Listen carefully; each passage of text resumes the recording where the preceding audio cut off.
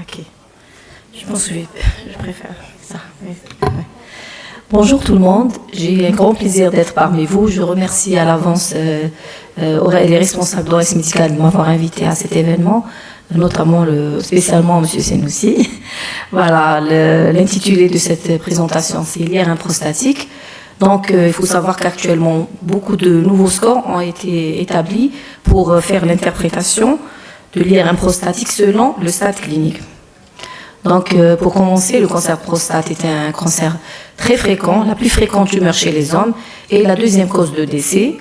Donc, son incidence augmente avec le vieillissement de la population et la généralisation du dosage du PSA.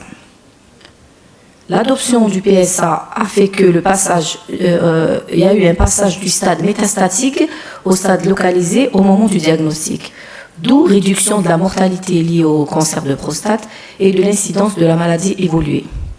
Il faut savoir qu'il y a une particularité pour la prédisposition génétique BRCA2 et HOXB13. Dans ce cas, la survenue du cancer de la prostate est plus précoce et elle est très agressive. Il y a des formes agressives. Et il faut savoir que pour le cancer de la prostate, la prise en charge elle est multidisciplinaire, faisant intervenir plusieurs spécialistes, notamment urologues, radiologues, anapathes, etc. Donc, c'est d'où l'intérêt de tenue de RCP pour discuter les cas des malades posant des problèmes dans différentes spécialités. Les scores en IRM, donc en plus du PIRAS, notamment la version PIRAS 2.1, recommandée pour le diagnostic et la localisation du cancer de la prostate, il y a de nouveaux scores qui sont apparus pour analyser les IRM prostatiques selon les situations cliniques. Donc pour le PICOAL, nouveau score représente l'outil standardisé pour évaluer la qualité des images IRM qui est essentiel pour toutes les interprétations de l'IRM de la prostate. Le PRECISE c'est un score qui évalue la probabilité des changements radiologiques cliniquement significatifs du cancer de prostate au cours de la surveillance active, qui est une option thérapeutique devant un cancer de prostate. Et le PRR, c'est un système de notation de prostate, Imaging for Local Recurrence Reporting. Il évalue le risque de récidive locale après un traitement curatif, qu'il soit prostatectomie ou radiothérapie. Rappel anatomique, comme vous le savez, la prostate est une glande exocrine de l'appareil, le reproducteur masculin situé au croisement des voies génitales et urinaires. McNeil a établi une anatomie zonale de la prostate avec une zone périphérique qui est prédominante, une zone centrale, une zone de transition, la zone des glandes périurétrales. Il faut connaître ces zones parce que, au fait, la sémiologie radiologique IRM du cancer est différente selon les zones de McNeil. Chaque zone, elle a une sémiologie différente. Il faut savoir aussi que le cancer de la prostate se situe préférentiellement au niveau de la zone périphérique, et puis il peut se situer aussi au niveau de la zone de transition par ordre de fréquence. L'anatomie zonale appliquée aux images T2 en IRM, donc elle est bien individualisée. On voit bien là la zone périphérique qui est le siège électif des cancers de la prostate, elle est prédominante. On a la zone de transition, on a la zone centrale et on a le stroma fibromusculaire antérieur, donc qu'on peut projeter sur les images axiales T2. Donc l'IRM prostatique, elle a un rôle central aux différents stades du cancer de la prostate. D'abord, toutes les sociétés savantes ont montré l'intérêt de faire une IRM prostatique pour détecter le cancer avant même la première série de biopsies. Elle est aussi utilisée après une première série de biopsies négatives afin de mieux détecter les lésions cibles à biopsie. Elle permet également le bilan d'extension locorégionale de cancer de prostate prouvé à l'histologie en établissant une cartographie précise des lésions à traiter. Donc, ça nous sert de guide à la thérapeutique. Elle permet également de surveiller les malades qui sont en surveillance active, qui est une option thérapeutique. Elle évalue l'efficacité thérapeutique si on administre une thérapie focale. Et puis, elle permet de rechercher des récidives locales de cancer de prostate par réascension du PSA en vue d'offrir aux patients un traitement de rattrapage. Donc, pour réaliser une IRM prostatique, il y a des impératifs techniques qui sont établis par le système PIRATS, la version 2.0 du système PIRATS. Donc, pour pouvoir appliquer les autres scores, on doit d'abord réaliser une IRM prostatique selon ces conditions. Donc, une antenne IRM 1.5 ou 3 Tesla, une antenne de surface multicanaux, l'optimisation des séquences, la préparation du patient avec évacuation de l'ampoule rectale, l'injection au mieux d'antipéristatique. Après, on a 3 types de séquences, les séquences morphologiques T2, les séquences fonctionnelles, diffusion et perfusion. Dans la séquence T2, on a au moins 2 plans. Dans le plan axial obligatoire, avec une imagerie 3D T2 LTF FSE, la diffusion avec une cartographie ADC et une valeur minimale du B à 100 et une valeur maximale des valeurs élevées à 1400, mais idéalement ça devrait arriver jusqu'à 2000. Et une perfusion avec une injection de 20 ml de gadolinium avec une haute résolution temporelle moins de 15 secondes. Il faut que les séquences soient toutes dans la même position et le même centre pour pouvoir réaliser une étude multiparamétrique. Donc, qu'est-ce qu'on a dit? Le score PICOAL est la première étape d'évaluer pour commencer à interpréter une IRM prostatique. Le score PICOAL a été établi initialement en 2020 et actuellement en 2024, il y a une version 2 qui a simplifié l'application de ce score. Donc, ce score permet d'évaluer la qualité des images, indispensable pour l'interprétation de l'IRM prostatique. Donc, il est long à expliquer, mais il faut, pour le T2 par exemple, il faut qu'on voie la capsule, les vésicules séminales, les canaux éjaculateurs, les bandelettes neurovasculaires et le sphincter externe. Donc, ces scores, il y a eu des graphes pour montrer ce score PICOAL 2.1 en cas de IRM avec injection et biparamétrique sans contraste. Donc, c'est des scores où il y a trois niveaux. Et donc, ça nous permet, si le score il est à 2 ou moins, on n'est pas en droit d'interpréter cette IRM parce qu'elle n'est pas techniquement réussie. Il faut qu'on ait un score au-delà de 2 pour pouvoir l'appliquer. Donc, un exemple où on a eu un examen tiré de la littérature, un examen IRM où les séquences sont artefactées, on voit bien qu'ils ne sont pas nettes. Donc là, le malade est récusé pour refaire l'IRM. Par contre, là, on voit que toutes les séquences, que ce soit la diffusion, la T2, l'ADC et l'injection, sont réussies. Donc, on a un score à 3 et là, on peut se permettre d'analyser cette IRM.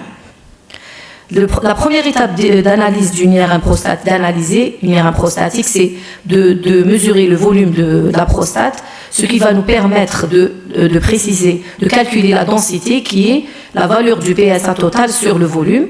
Et cette valeur est particulièrement importante quand elle est devant les lésions PIRATS 3, car si devant des lésions PIRATS 3 avec une densité de moins de 0,15, on peut se permettre de juste surveiller le malade, de ne pas faire une biopsie. Par contre, si même avec une lésion PIRATS 3 et une valeur de densité au-delà de 0,15, là, il est conseillé de réaliser une biopsie. Et tout ça revient à ce que décide l'urologue, parce que c'est lui qui est devant le patient. Il a aussi d'autres éléments, le toucher rectal, c'est-à-dire ça dépend du degré de suspicion de cancer. Donc, l'application de PIRATS version 2.1, cette classification, elle est intéressante pour détecter et localiser le cancer. Donc, elle a été élaborée en 2012, puis révisée en 2015 pour arriver en 2019 à sa version plus récente 2.1. Donc, pour chaque lésion cible, on applique la T2, les scores T2, diffusion et perfusion, et qui vont de 1 à 5 pour les 2 premiers. Et il faut savoir que pour la zone périphérique, la séquence dominante est la diffusion, la séquence secondaire c'est la perfusion. Pour la zone transitionnelle, la séquence dominante c'est la T2 et la séquence secondaire c'est la diffusion.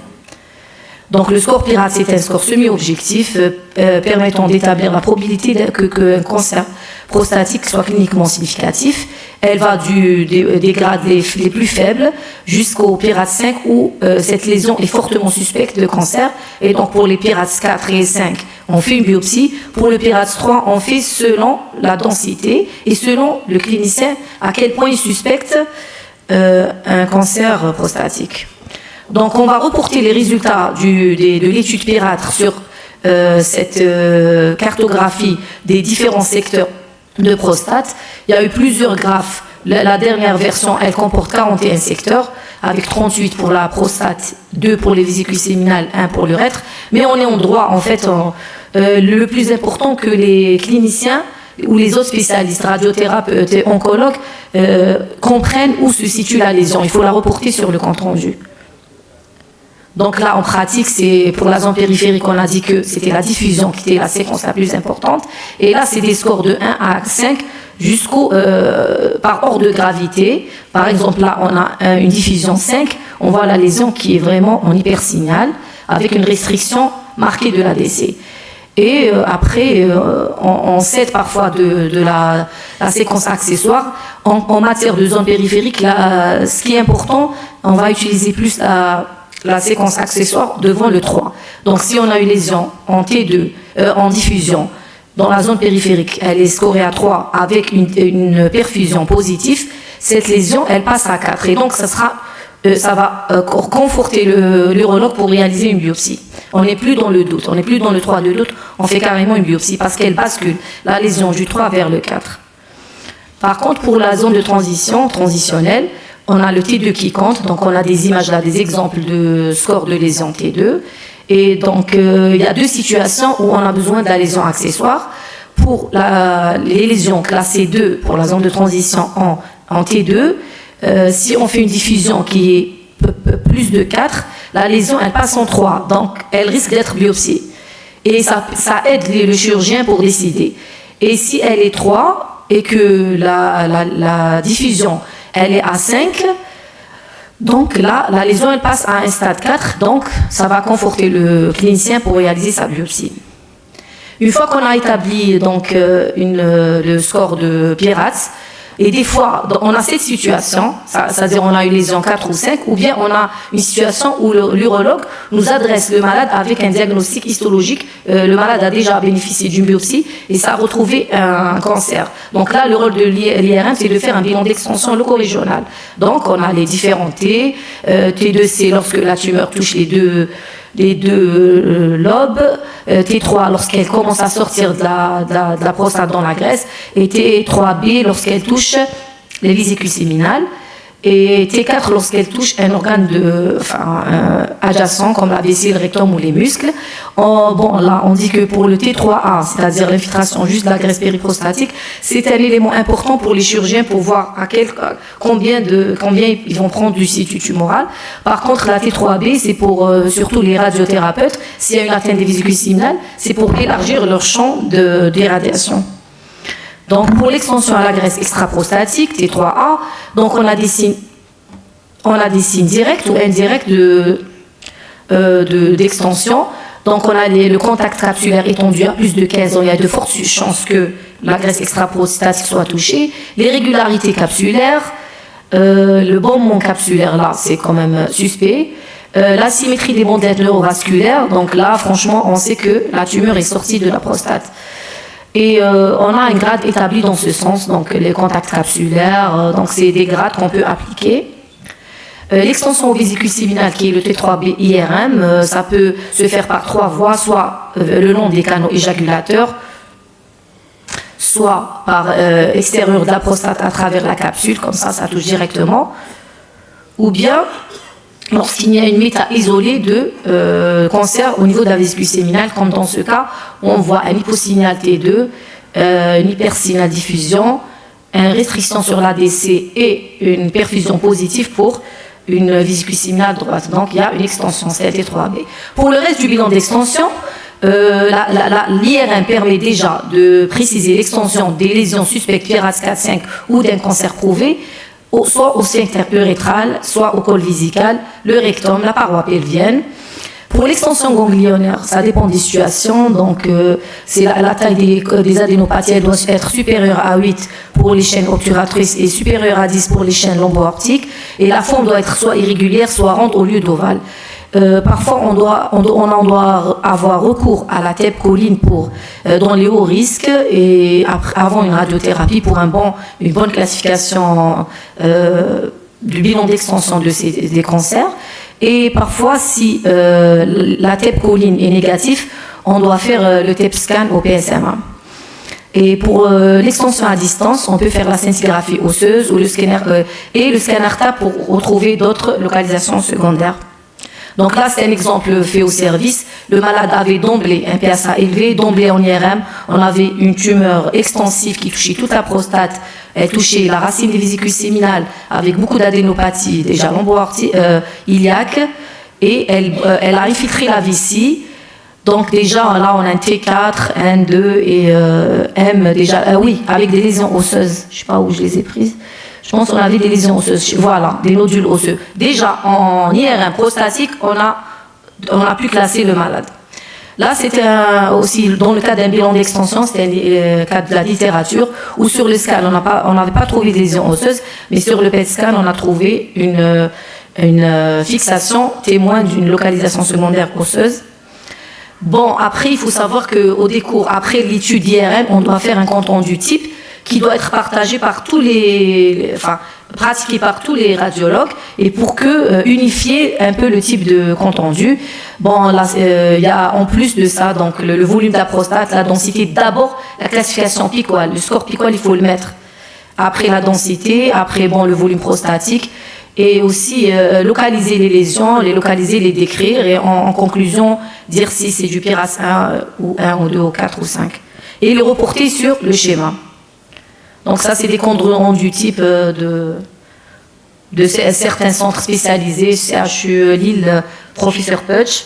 Là aussi, on dit qu'il faut préciser, il faut donner une image sur une T2 axiale pour les lésions cibles à biopsie, parce que ça va aider l'urologue de cibler directement ces lésions. Donc ça serait bien de lui mettre les images spécifiques. Donc pour la sémiologie, on a dit que la sémiologie du cancer diffère selon les zones de McNeil. Pour la zone périphérique, en diffusion, le cancer se manifeste par un hypersignal avec restriction de l'ADC. En perfusion, il y a un rehaussement intense. Et en T2, il y a un hyposignal, comme nous le constatons sur ces images. Donc là, on a une diffusion. Ce qu'on a dit qu'en T2, en zone périphérique, c'est la diffusion qui compte. Donc on a un hypersignal de la zone périphérique gauche, une restriction sur la carte d'ADC, une perfusion positive, rehaussement intense précoce. Et là, c'est un T2 un hyposignal en T2. Pour les cancers de la zone de transition, donc ils ont une sémiologie scintée de hyposignal T2 homogène. Pourquoi? Parce que normalement, dans la zone de transition, on a un aspect hétérogène en chaos organisé. Si on trouve un foyer homogène, là, ça devient suspect. C'est pas normal. Une zone de transition, normalement, il y a des nodules adénomateux, c'est hétérogène avec des ondes kystiques cerclées. Si on trouve un foyer en hyposignal homogène, c'est pas normal. D'habitude, lorsqu'il est suspect, c'est une forme lenticulaire ovoïde, à bord flou, pas de capsule. S'il y a une capsule, c'est le signe de bénignité. Et une position latéralisée, antérieure sous-capsulaire, et c'est l'apex qui est le plus touché. En diffusion, hypersignal, restriction sur la carte d'ADC, la perfusion variable, mais si il y a un rehaussement intense, c'est en faveur. Donc là, c'est un exemple d'un cancer de la zone de transition latéralisée à gauche. Vous voyez là, la zone de transition, normalement, elle est hétérogène avec des zones kystiques et tout ça, avec des nodules adénomateux. Là, non, cette fois, ce foyer homogène, il est inquiétant. On voit sur la diffusion, il est en hypersignal, et là, à la perfusion, il y a eu un rehaussement. La sémiologie des cancers de la zone centrale, elle est un peu difficile parce qu'elle est petite. Donc, c'est l'hyposignal T2 asymétrique mal limité au contour irrégulier, hypersignal diffusion, chute de l'ADC et rehaussement précoce et intense.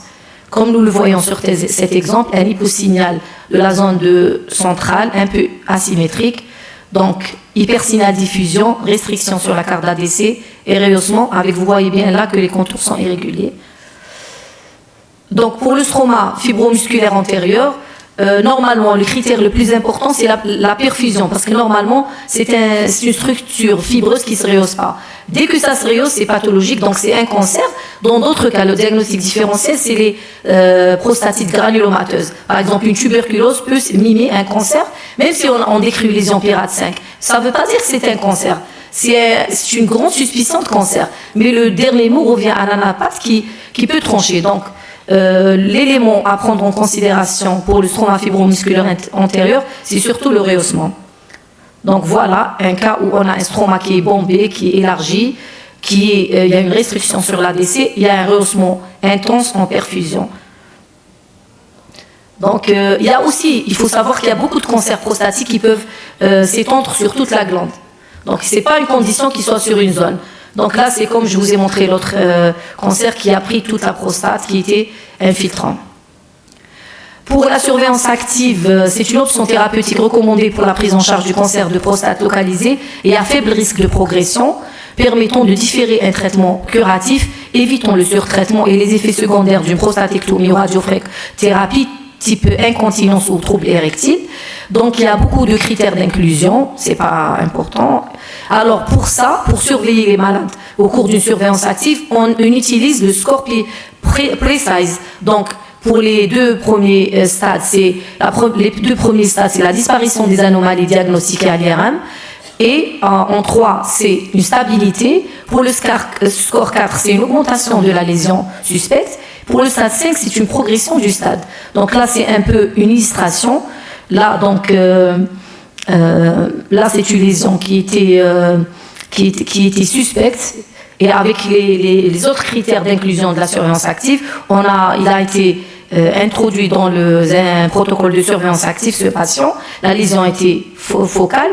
Après, sur une IRM de contrôle, de surveillance, donc la lésion elle a augmenté de taille, elle est même passée à l'espace extra-prostatique. Donc là, elle devient un score 5 de PRECISE. Donc le malade il va sortir de la surveillance active, il va commencer à bénéficier des traitements radicaux type prostatectomie ou radiothérapie. Bon, pour la récidive tumorale ou récidive biologique, on doit appliquer le score PRR. On n'utilise pas le PIRATS. Donc, la récidive biologique, c'est la réascension du PSA après traitement. La définition, elle est variable selon le traitement initial. Voilà. Donc, après prostatectomie, 20 à 50% de récidive locale dans les 10 ans. La récidive biologique est définie par un PSA au-delà de 0,2 nanogrammes par millilitre sur 2 valeurs consécutives. Le traitement de rattrapage, donc le malade peut être rattrapé par une radiothérapie. Il faut savoir que la récidive, elle a des sièges électifs.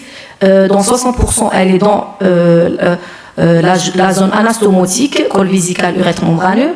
Elle peut siéger dans les vésicules séminales restantes, la graisse extra-prostatique, les adénopathies ou l'os. Là, c'est un malade qui a fait une récidive au niveau du lit vésiculaire gauche, donc il y a un rehaussement. Donc pour la récidive, c'est plus les séquences de diffusion et de perfusion qui comptent. Après radiothérapie, la récidive biologique après radiothérapie, c'est le nadir, donc la plus petite valeur de PSA arrivée après traitement, plus de nanogrammes par millilitre, critère de Phonex. L'aspect de récidive après une radiothérapie, le T2 n'est pas très important, c'est plutôt l'hypersignal diffusion et la perfusion qui est la prise de contraste intense et précoce qui le fait différencier de la fibrose qui ne se rehausse pas fortement. Et donc, généralement, la récidive, elle se fait du même côté, mais elle peut être contralatérale. Donc, pour les récidives, on n'applique pas le PIRATS, on applique le PRR. Donc là, c'est un tableau qui illustre les différents grades du PRR pour après prostatectomie. Et là, c'est un grade de PRR appliqué en post-radiothérapie. Donc voilà un peu les scores le plus important, c'est lorsqu'il y a une suspicion de récidive contralatérale ou homolatérale. Donc là, ça illustre un peu, il faut être dans le détail. Après, bon, j'avais pas dit ça en introduction, il y a un autre score qui est le PIFAB, c'est une récidive après traitement focal qui peut être soit un HFU, une cryothérapie, une électroporation irréversible ou curithérapie. Bon, je n'en ai pas trop parlé parce qu'il est encore au stade de recherche, donc il n'est pas encore établi. Donc il y a trois stades. Alors le troisième, c'est une forte suspicion de récidive ou récurrence au site même de traitement focal, comme là, donc hyposignal, hypersignal diffusion et un rehaussement en perfusion focale intense. Donc on ne peut plus parler de la prostate actuellement sans parler de l'intelligence artificielle qui agit à tous les stades du diagnostic du cancer de la prostate, acquisition, donc en radiologie c'est une acquisition, elle permet une acquisition plus rapide, une détection par le cas de certains cancers, aide à la détection, caractérisation, aide à la fusion et même pour l'anapathe, ça aide, il Il y a des solutions intelligence artificielle qui permettent d'aider au diagnostic à NAPAT. Donc, réduire le nombre de biopsies inutiles, réduire le taux de faux positifs, augmenter la spécificité, réduction du PRA3, etc. Donc, il n'y a pas doute que l'intelligence artificielle nous aide dans le cadre de l'IRM prostatique. Bon, quelques cas cliniques pour illustrer ce qu'on a dit. Alors, ça, c'est une grosse tumeur prostatique hétérogène survenue chez un sujet jeune. Donc, à quoi avec des ondes de nécrose, à quoi on devrait penser chez le sujet jeune, grosse masse hétérogène? Donc, c'est les sarcomes, d'accord? C'est un sarcome. Là, c'est une tumeur de la zone de transition qui envahit le stroma fibromusculaire, qui est en hyposignal. Vous voyez que la zone de transition, elle est entièrement homogène, avec un hypersignal diffusion, restriction sur l'ADC et un rehaussement. Non, plutôt, c'est ça la diffusion. Voilà. Ça, c'est la diffusion avec hypersignal, et ça, c'est la perfusion, c'est un rehaussement, et la restriction sur l'ADC. Là, c'est pour montrer que la prostate, elle est siège d'un gros processus nécrosé. C'est pas forcément un cancer, ça, c'est une prostatite granulomateuse avec de la nécrose. Pour vous dire qu'un PIRADS 4 ou 5, ne vous étonnez pas des fois si on vous revient avec le diagnostic d'une prostatite, parce que c'est l'histologie qui tranche en fin de compte. D'accord? Là, c'est un malade qu'on a suivi, il a subi une prostatectomie, il a fait une récidive biologique et on a retrouvé dans ses explorations une lésion osseuse, la symphyse pubienne gauche, hypersignal diffusion rehaussée, c'était une récidive osseuse. Là, c'est un malade qui a fait une récidive biologique après prostatectomie et c'est le PSMA PET-scan qui a retrouvé une fixation au niveau du pelvis, témoin d'une récidive locale. Donc on arrive à la conclusion, l'IRM prostatique initialement destiné au staging du cancer de la prostate est devenu actuellement indispensable pour la prise en charge du cancer de prostate à tous les stades, donc détection, localisation, staging, planification thérapeutique, surveillance active et suivi des lésions. Elle combine l'imagerie anatomique T2 et fonctionnelle diffusion-perfusion, l'application des nouveaux scores PIRADS, PIQUAL, PRECISE et PRR, PIFAB peut-être dans le futur, reflète des efforts continus pour unifier les comptes rendus d'IRM prostatique. Les radiologues doivent avoir une bonne compréhension de ces scores et leur application dans les différents scénarios cliniques de prise en charge du cancer de prostate, facilitant ainsi la communication interspécialité et orientant vers la meilleure prise en charge des patients. Je vous remercie pour votre attention.